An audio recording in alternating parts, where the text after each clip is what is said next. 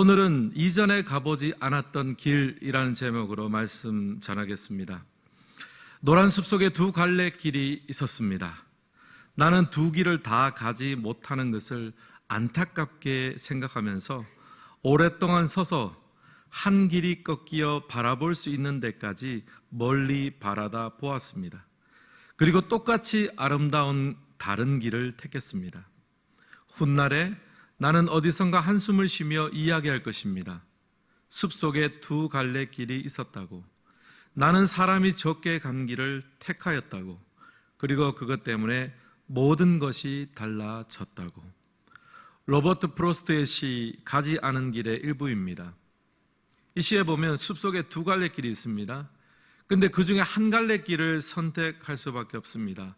두 길을 모두 가기에는 시간이 부족하기 때문입니다. 그런데 한 길을 선택하면 다른 길은 포기해야 합니다. 우리도 마찬가지죠.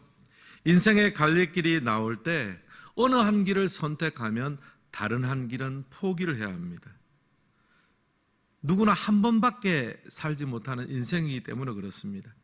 이런 의미에서 보면요, 우리는 매일매일 이전에는 가보지 않았던 길을 걸어가고 있습니다. 하루하루가 도전이며 하루하루가 선택이고 하루하루가 모험입니다. 오늘 읽은 성경을 보면 이스라엘 백성들은 한 번도 가보지 않은 길 앞에 섰습니다. 왜냐하면 이제 하나님께서 요단강을 건너서 가나안으로 가라라고 명령하셨기 때문입니다. 가나안 땅은요, 이스라엘 백성들이 늘 꿈꿔왔던 땅이지만 아직 들어가서 취하지는 못했습니다. 정탐 정도만 했을 뿐입니다. 또 하나님은 가나안 땅으로 들어갈 때 요단강의 길을 내셔서 그 강물 속에 길을 만드셔서 건너가기를 원하십니다. 물 속에 있는 길을 사람이 어떻게 알 수 있겠습니까? 믿음으로 발을 내디디고 열려질 때만 강물 속에 있는 길을 발견할 수 있습니다. 이런 의미에서 이스라엘 백성들은요, 이전에 걸어보지 못한 길을 걸어가는 거예요. 물론 출애굽 1세 때는 홍해 가운데 난 길을 걸어가기도 했습니다. 그러나 지금은 출애굽 다 2세대들이잖아요. 아직 물 가운데로 난 길에 대해서 걸어본 적이 없습니다. 그렇게 되니까 이제 가나안 땅도 들어가야 되죠. 요단강도 건너야 되죠. 불안감도 있는 거예요. 염려도 있고 걱정도 있는 거예요. 기대감도 있지만 아직 접해보지 못한 일들에 대해서는 염려와 걱정과 불안감들이 있습니다. 심리학에 보면요, 불확실성의 회피라는 말이 있습니다.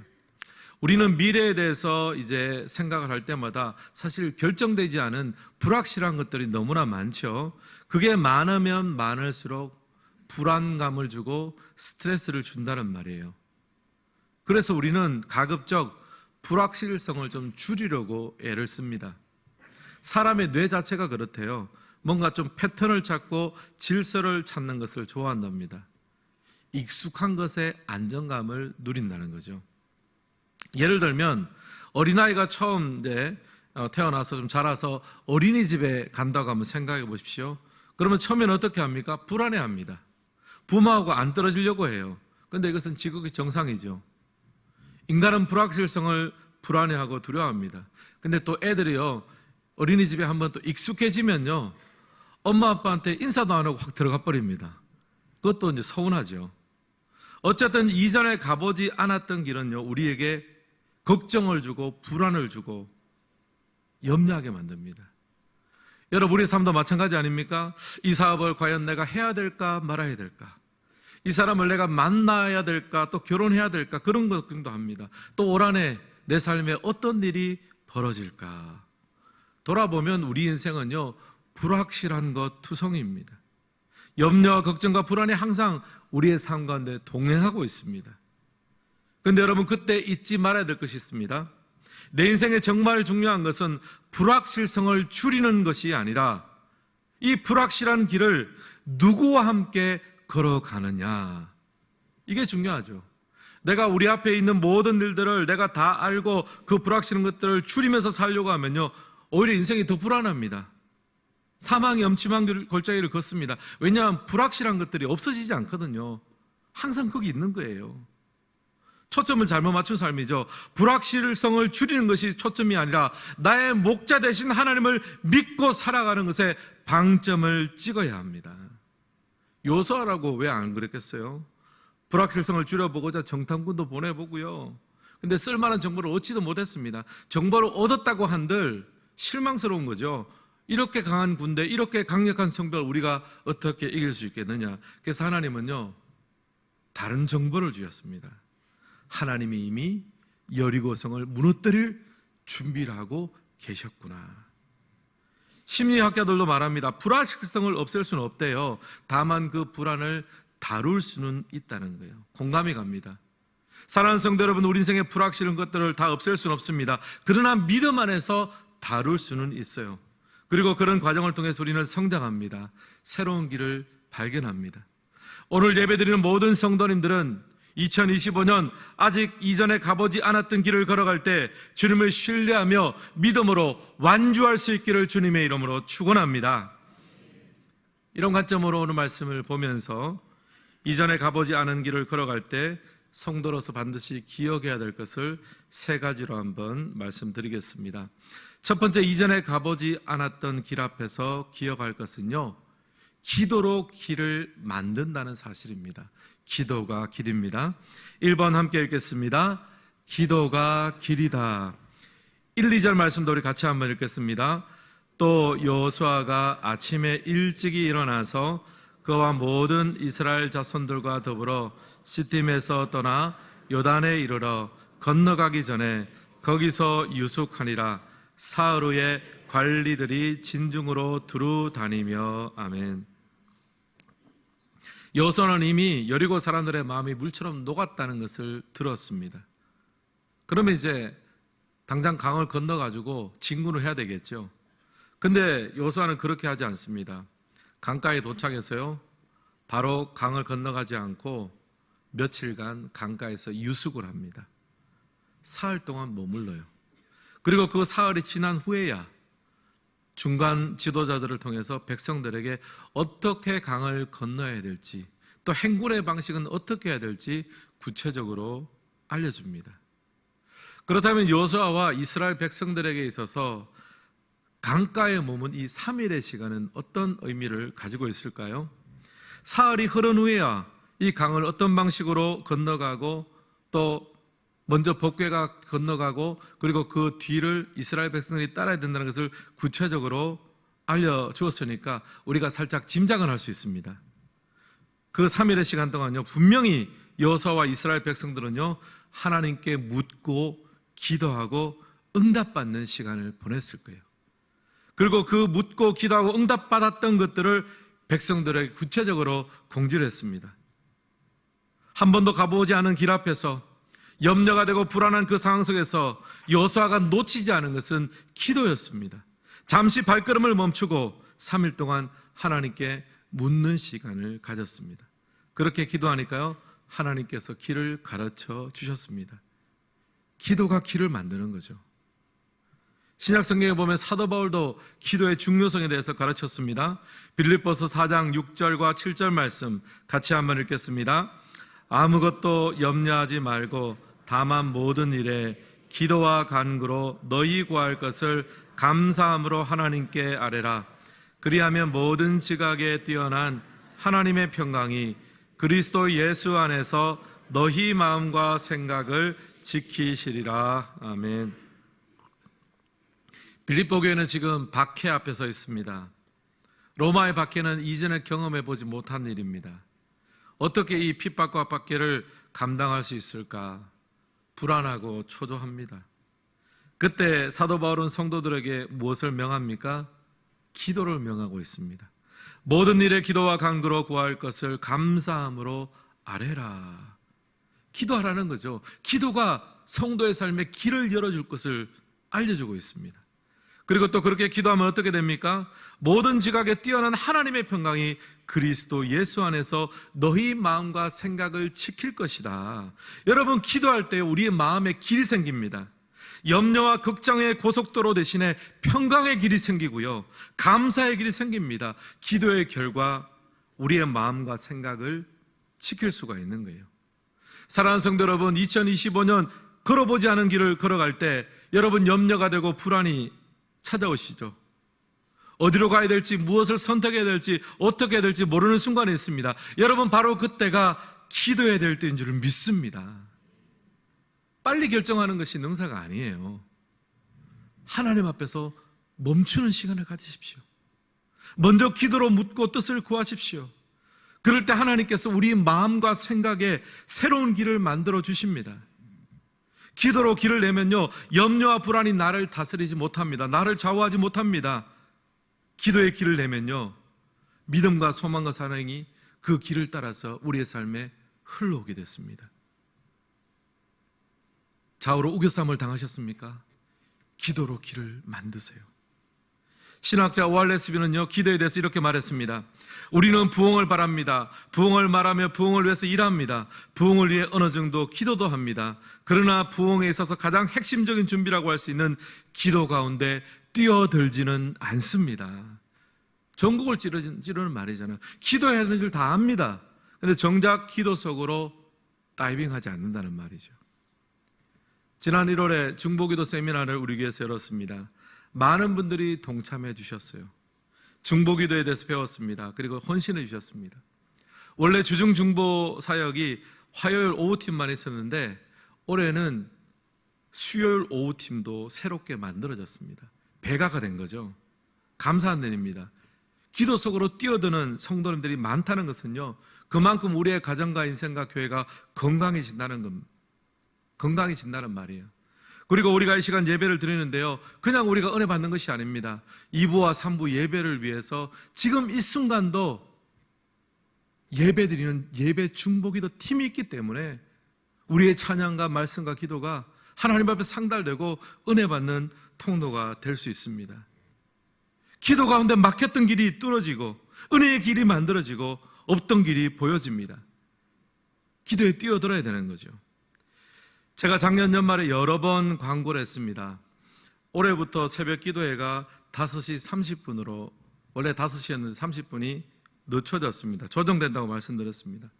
그래서 여러분, 1월 첫 주, 둘째 주에는 엄청나게 많은 성도님들이 참여해 주셨습니다.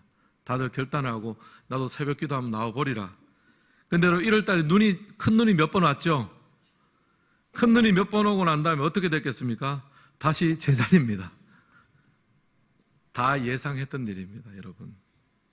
기도는 습관이거든요. 한두 번 결단했다고 되는 일이 아니에요. 그럼에도 불구하고 새벽 기도 30분을 늦춘 것은요, 구조를 만드는 겁니다. 그릇을 만드는 거예요. 누구든지 결심하면 새벽 기도에 도전해 볼 수 있는 그릇을 만드는 거예요. 저는 장담합니다, 여러분. 여러분의 사이클을요, 새벽 기도의 시간에 한번 맞춰 보십시오. 여러분 평생에 가장 잘한 선택이 될 거예요. 좀 덜 자도 여러분 괜찮습니다. 또 집에서 저는 묵상하고 기도하겠습니다. 예, 잘 하고 계시리라 믿습니다. 근데 솔직히 말하면 잘 안 되잖아요, 여러분. 잘 안 돼요, 그게. 하루를 시작하기 전에 먼저 하나님 앞에서 하루의 길을 만들어 보세요. 고민하고 걱정으로 길을 만드는 것이 아니라 기도로 길을 만들 때 하나님께서 우리의 삶 가운데 새로운 능력의 길을 만들어줄 줄은 믿습니다. 옆 사람과 이렇게 인사하겠습니다. 기도가 길을 만듭니다. 다시 한번 인사하겠습니다. 새벽에 만납시다. 제가 지켜보겠습니다, 여러분. 두 번째, 이전에 가보지 않았던 길 앞에서 우리가 꼭 기억해야 되는 것은요, 거룩한 삶이 우리에게 길을 만들어줍니다. 거룩이 길이에요. 2번 같이 한번 읽겠습니다. 거룩이 길이다. 5절도 우리 함께 읽겠습니다. 여호수아가 또 백성에게 이르되 너희는 자신을 성결하게 하라. 여호와께서 내일 너희 가운데에 기이한 일들을 행하시리라. 아멘. 지금 여호수아가 백성들에게 이렇게 선포합니다. 자신을 성결하게 하라.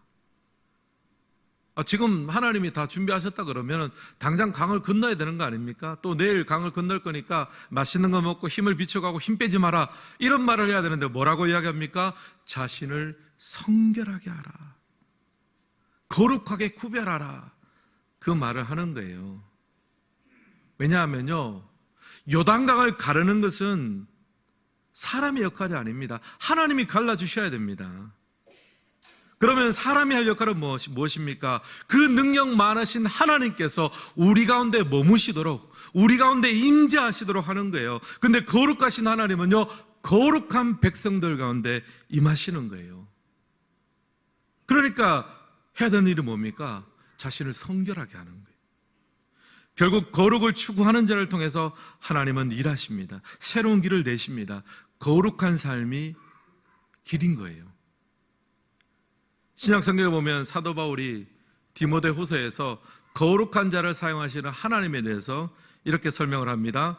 디모데후서 2장 20절과 21절 같이 한번 읽겠습니다. 큰 집에는 금그릇과 은그릇뿐 아니라 나무그릇과 질그릇도 있어 귀하게 쓰는 것도 있고 천하게 쓰는 것도 있나니 그러므로 누구든지 이런 것에서 자기를 깨끗하게 하면 귀히 쓰는 그릇이 되어 거룩하고 주인의 쓰심에 합당하며 모든 선한 일을 준비함이 되리라. 아멘. 큰 집에는 여러 종류의 그릇이 있습니다. 주인은 용도에 따라서 그릇을 선택합니다. 금그릇과 은그릇들은 특수한 용도죠. 잔치라든지 특별한 손님이 왔을 때 사용합니다. 그러면 나무그릇과 질그릇은 어떻습니까?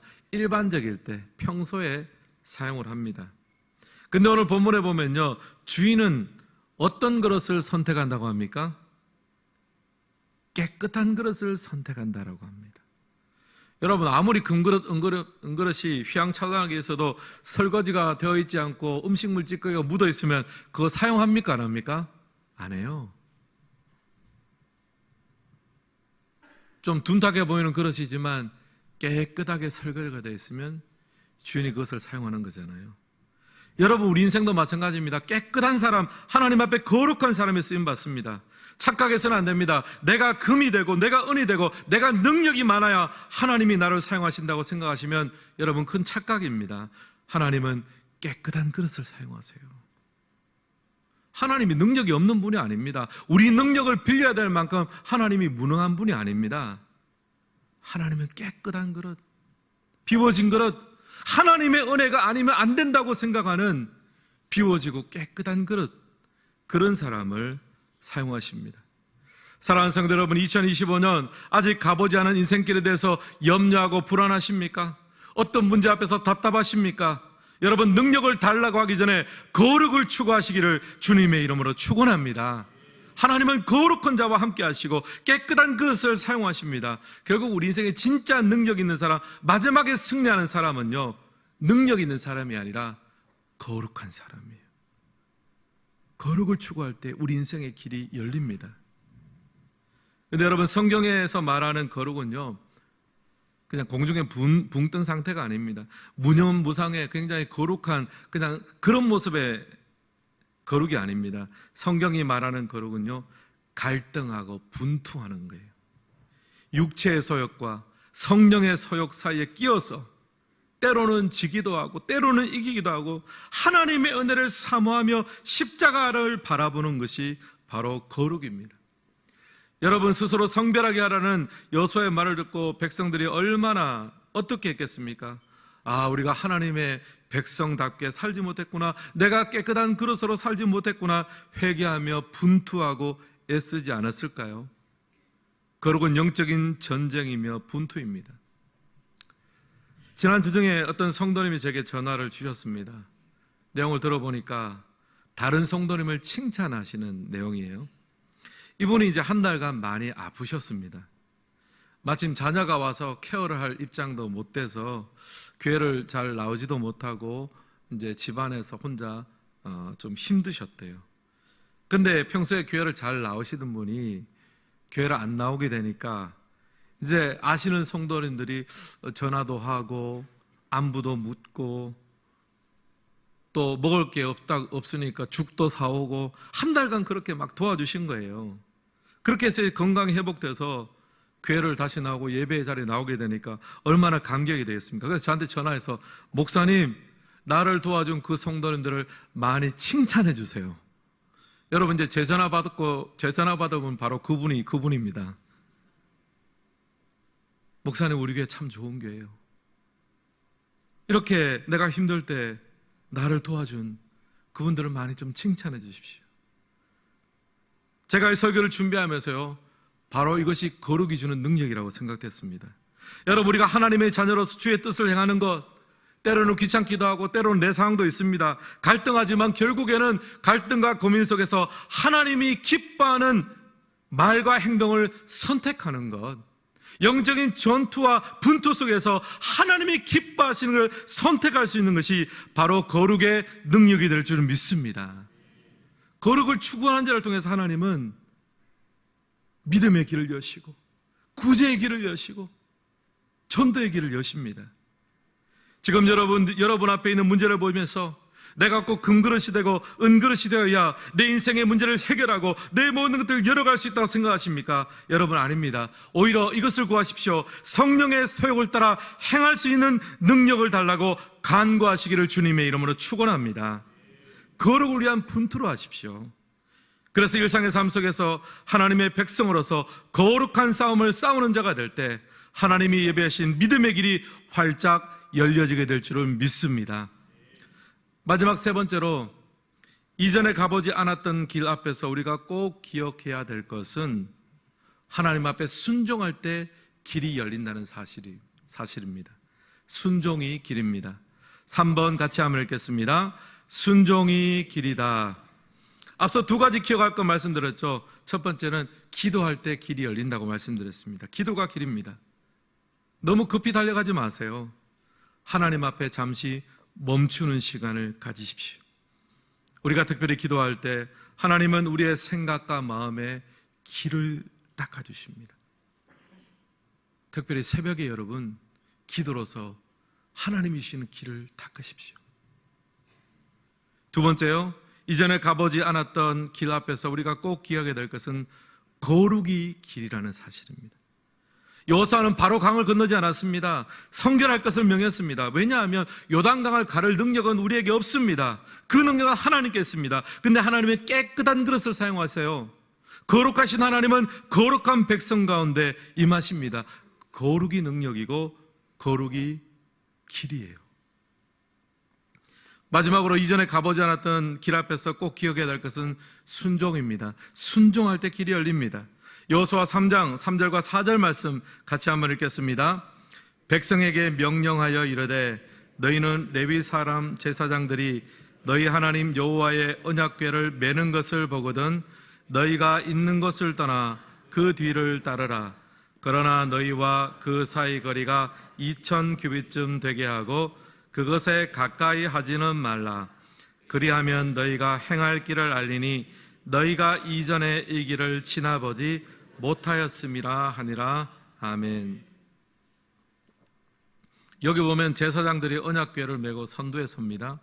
그 다음에 이제 백성들이 갑니다. 근데 그 거리를 2000 규빗쯤 두라라고 합니다. 요즘에 미터법으로 환산을 하면 한 800m, 900m 정도 됩니다. 꽤 먼 거리를 두게 하는 거죠. 너무 가까이 붙지 못하게 합니다. 적당한 거리를 두고 앞에서 법궤가 움직인 것을 보면서 법궤가 가는 그 길을 따라 걸으라고 하는 거예요. 앞서지 말라는 겁니다. 뒤따라가라는 말이에요. 법궤는요, 모세의 율법판을 넣어둔 궤입니다. 말씀과 임재의 상징입니다. 그 뒤를 따라가는 거죠. 결국 하나님의 말씀과 하나님의 임재에 순종하며 뒤따르는 자에게 인생의 길이 열린다는 거예요. 순종이 곧 길입니다. 복음서를 보면 예수님이 베드로를 제자로 부르는 장면이 나옵니다. 그때 베드로가 배운 것이 한 가지 있습니다. 누가복음 5장 5절 말씀 같이 한번 읽겠습니다. 시몬이 대답하여 이르되 선생님, 우리들이 밤이 새도록 수고하였으되 잡은 것이 없지만은 말씀에 의지하여 내가 그물을 내리리이다 하고 아멘. 말씀에 의지해서 내가 그물을 내리겠습니다. 사실 베드로는요, 평생을 갈릴리에서 호수에서 물고기를 잡고 산 어부입니다. 사사들이 너무 잘하는 것이에요. 언제 어느 타이밍에 그물을 던지면 물고기가 잡히는지 안 잡히는지를 다 알고 있습니다. 근데 항상 만선할 수는 없죠. 그날 밤은 허탕을 쳤습니다. 그렇게 아침에 이제 물고기를 다시 잡으려면은 어망을 정리를 해야 되는데 그물을 정리하고 있을 때 예수님 오셔서 다시 그물을 던지라고 하는 거예요. 근데 어부로서의 베드로가 생각할 때 만센의 길이 전혀 보이지 않는 그런 장소, 그런 시간대에 그물을 던지라고 합니다. 근데 여기서 이제 베드로가 한 가지 결단하죠. 말씀에 의지하여 내가 그물을 내리겠습니다. 순종을 선택합니다. 이 순종이 제자로서 베드로의 길을 열어주었습니다. 순종이 길이 되었습니다. 사랑하는 성도 여러분, 2025년 아직 경험하지 못한 여러 가지 사건과 시간대를 맞이하고 있습니까? 요단강 앞에서는 이스라엘 백성들과 같은 심정으로 서 있습니까? 여러분, 그때는요, 언약궤 뒤로 가십시오. 말씀보다 앞서지 마십시오. 말씀이 만들어내는 길을 충분히 바라보고 뒤를 따라가셔야 됩니다. 빨리 간다고 능사가 아니에요. 천천히 가더라도 말씀을 받고 말씀이 만들어내는 길을 따라가십시오. 저도 이번 겨울에 한 달간 이제 안식월을 보냈습니다. 하나님의 인도하심과 은혜를 구하면서 그 시간을 보냈습니다. 왜냐하면 지난 7년간 이제 우리 교회 제가 부임을 해서 행복하게 목회를 했습니다. 근데 힘을 다해서 사역을 했습니다. 또 교회에 잘 적응을 하고 성도님들과 신뢰를 쌓고 또 속으로 다락방도 재건을 하고 다락방 우리 각종 신앙 강좌와 훈련들 여러분 하루에 1년에 한두 개씩 계속 늘어갔습니다. 그래서 이렇게 여러 가지 부분들이 잘 세팅이 됐습니다. 근데 생각해 보니까 지난 7년 동안 저도 진을 다 뺐더라고요. 그러면 생각해 보니까 앞으로 7년간의 사역이 지난 7년간과 똑같은 일들이, 똑같은 것들이 반복이 되면 야, 이건 내가 할 수 있겠나, 한계가 느껴지더라고요. 하나님께 말씀을 구했습니다. 왜냐하면 말씀보다 앞서면 안 되거든요. 기도했습니다. 그때 깨닫게 하신 말씀이 마태복음 25장 달란트 비유입니다. 마태복음 25장 23절에 이렇게 이야기합니다. 그 주인이 이르되 잘하였도다. 착하고 충성된 종아, 내가 적은 일에 충성하였음에 내가 많은 것을 내게 맡기리니 내 주인의 즐거움에 참여할지어다. 하나님 제게 도전하셨습니다. 나는 충성을 원한다는 거예요.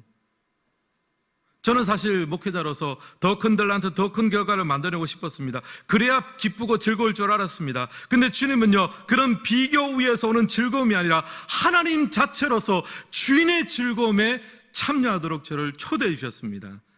그리고 맡겨진 작은 일에 충성하라 도전해 주셨습니다. 저는 말씀에 순종하며 말씀의 뒤를 따라가기로 결단했습니다. 이 작은 순종이 제 목회 인생에 새로운 길을 열 것을 믿습니다. 오늘 말씀을 마무리하겠습니다. 우리 모두는 이전에 가보지 않은 길을 걸어갑니다. 한 번 사는 인생이기 때문에 그렇습니다. 한 번 사는 2025년이기 때문입니다. 그래서 불안하고 걱정합니다. 불확실성을 줄이려고 애도 써봅니다.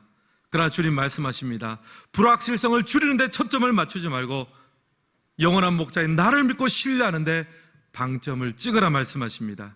그 주님을 바라볼 때 오늘 우리의 기도가 길이 되고 거룩이 길이 되고 순종이 길이 되어 하나님의 기쁨이 되는 삶을 살아가는 우리 모두가 될 수 있기를 주님의 이름으로 축원합니다.